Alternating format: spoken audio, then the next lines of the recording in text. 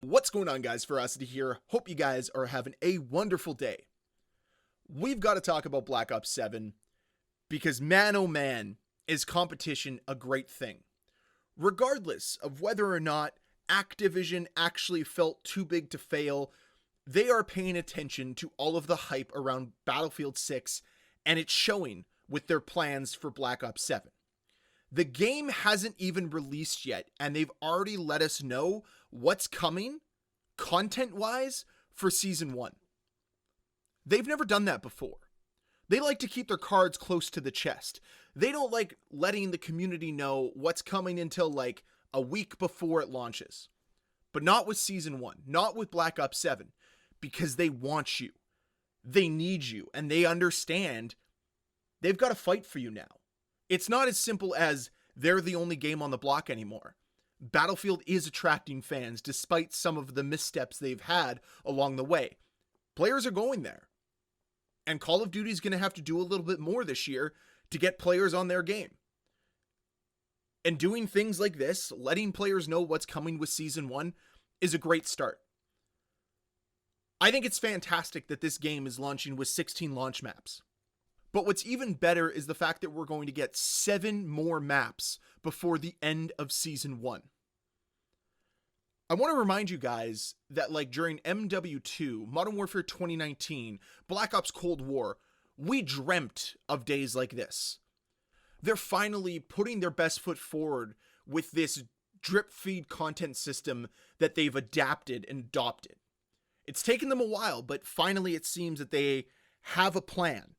At least let's hope they continue this moving forward because this looks fantastic. But I will say that this could be a scenario where it's quantity over quality, which is not what any of us want. Like if these maps that are coming out with Season 1 suck, or if the majority of the launch maps that we haven't played through the beta suck, it's going to feel again like they're just trying to distract us with a lot of content. That's what they did with Call of Duty Vanguard. Remember, I think that game launched with 16 maps. None of them were memorable. None of them were good. And it just, again, felt like they were trying to distract with, look at all of the content we have without ever diving deeper to whether or not it's good. But I want to focus on the positive here. I want to lean into the fact that I really liked the beta maps, and I'm hoping that that general feel and style is what they go with everything else in Black Ops 7. And if that's the case, man, we're in for a great year. We're in for a year with a lot of variety and a lot of great content. And I gotta admit, I really love the fact that they're bringing back Meltdown. They're bringing back Standoff. Standoff is probably one of my favorite maps from Black Ops 2. I always felt Meltdown was underrated. I think it is a fantastic search and destroy map. So I'm looking forward to playing that. But in addition to these two maps, we're obviously getting Nuketown 2025. It's a staple for Treyarch. Why wouldn't they bring it back? We're getting Fate, Utopia, Odysseus, and Yakai. Don't know anything about these maps, but what I will say, pardon me, is that I hope they're as good as what we saw in the beta. I don't know what's going to come with Season 1 at launch. I don't know what's going to come mid-season. But judging by what we've seen content-wise here, it really feels like they are trying their best. And that's all we care about. We want a development studio that seems like they're trying. Like Black Ops 6 just felt so much like mailed in lazy content. Just show us that you're trying. That's honestly all we care about. But it's not just the multiplayer that seems to be getting an abundance of content. It's also zombies. You're going to get Ashes of the Damned at launch. And then for survival, you're going to get Van Dorn Farm as well at launch. And then 3 zombies experiences come with Season 1. Astra Malorum, I'm going to butcher these names potentially, so bear with me. Exit 115, and then Zaria Cosmodrome. All of which is going to be available to you guys by the middle of Season 1? 5 different zombies experiences? 23 different maps? That's pretty good. And obviously there's going to be new weapons, there's going to be new content, there's a ton of new stuff that's going to come to the game, new perks, new everything. And honestly, while we're talking about perks, let me just mention this. They did a whole perk rework based on the feedback from the community Tell me again that competition isn't good. Tell me again that this isn't what's been needed for Call of Duty for a really long time. We are reaping the benefits, the rewards of competition right before our very eyes, and I, for one, absolutely love it. I am so happy we're here right now. I know it took a long time, but looking at what we have just even at launch and a few weeks after launch, it looks fantastic. I'm curious to see what they do with a Christmas event. Again, I felt that events in Call of Duty has been one of the biggest weak points. So I'm hoping that what we get is just a banger event right out the gate for Christmas to celebrate the holiday season, but also to show us that they learn from their mistakes with Black Ops 6. Because again, Black Ops 6 has more events with Season 6, but they're exact same as what we've seen all year long. If they give us some sort of collectible event for Christmas, it's going to be just extremely frustrating. Because again, like, you guys are trying to show us that you're listening to feedback, that you care about what the community is saying. But if you don't switch up your events, it's just going to feel like all of it kind of fell on deaf ears. And that's the disappointing part. So don't ruin all this momentum by screwing it up with something like an event that you could easily knock out of the park. But that's really the focus for me here. Is I'm excited for Black Ops 7. I've made that abundantly clear. I enjoyed the beta. I had a ton of fun with it. I think it's the first ever beta that I've actually maxed out my levels because I just couldn't get enough of it. And because of that, I'm even more hyped for Black Ops 7. And then you have all the other news that's coming out regarding the game. It's hard not to be excited, at least for me. So I want to give this game a fair shake, a fair shot, and really look at it and say, I want you to be the best that you possibly can be. Like, having Call of Duty be good again is everything that I want. I know that I've made a channel and an identity around hating on Call of Duty. But these are the days that I was wanting when I was criticizing Modern Warfare 2 and Modern Warfare 3 and Black Ops 6. This is what I was hoping for. And now that we got it, I've got to celebrate it. Like, this looks great. I don't have anything negative.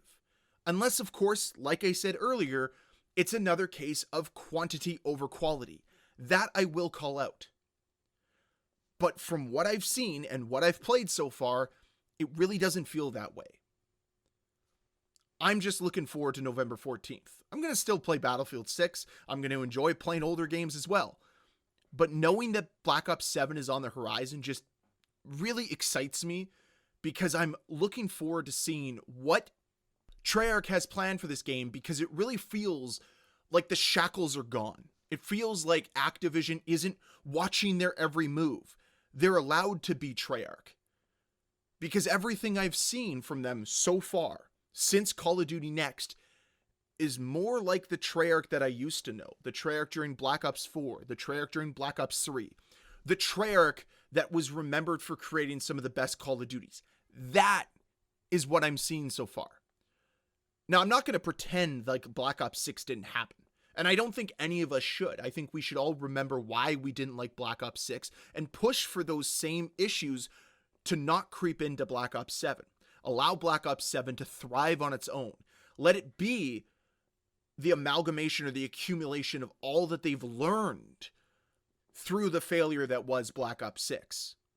And let it be as great as it can be, because they've actually built something special. It might be too early to call Black Ops 7 special, but it sure is a lot of fun. It sure is something a little bit different than what we saw the last 3 years. It doesn't feel like it's a continuation of Modern Warfare 2 and Modern Warfare 3 and Black Ops 6. Actually feels like it's going to have its own distinct identity. That might be all wishful thinking. That might be me thinking of a utopic situation. But that's how I'm looking at Black Ops 7 right now. That's the way I see it. So when I look at these types of announcements, it's hard for me not to get excited. Like, I'm at the point now where I want this game ASAP. I'm looking and researching what game stores are going to be available for a midnight launch so I can get this game right away. And I know a lot of you will say just buy it digitally. I'm a physical media kind of guy. Like, I have a ton of different video game consoles around me here, and I have like this emotional connection to physical media, so I'm going to continue to buy physical media. Call me an old guy, maybe I am. I just appreciate being able to physically touch the media that I'm playing. It's weird, I know, but that's what I'm doing. So I'm buying the game for my PS5, and I'm looking so forward to it. It is going to be an absolute blast. I honestly can't wait.